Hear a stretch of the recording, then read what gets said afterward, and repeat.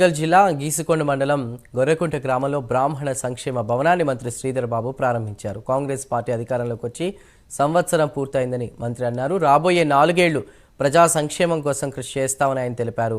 పేద బ్రాహ్మణులను ఈ ప్రభుత్వం వారికి అండగా ఉంటుందని కూడా చెప్పారు. ప్రతిపక్ష పార్టీ నేతలు ప్రజలను రెచ్చగొట్టే విధంగా వ్యవహరిస్తున్నారని మండిపడ్డారు. రైతులకు 2 లక్షల రుణమాఫీ చేశామని, 200 యూనిట్ల విద్యుత్ ఉచితంగా ఇస్తున్నామని తెలిపారు. ఇల్లు లేని నిరుపేదలకు త్వరలో ఇల్లు ఇస్తామని మంత్రి హామీ ఇచ్చారు.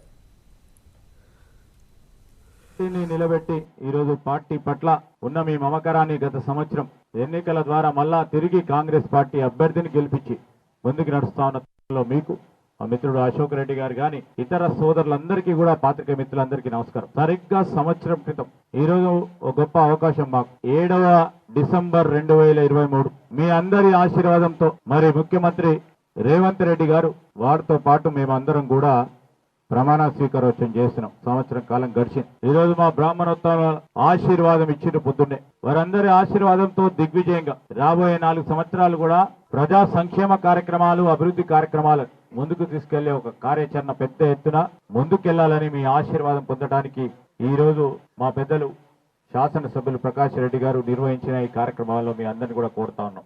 ఓ మంచి భవన నిర్మాణ కార్యక్రమాలు చేపట్టారు. దీంట్లో మంచి కార్యక్రమాలు చేయాలి, మరి అవసరమైన కార్యక్రమాలు చేయాలి.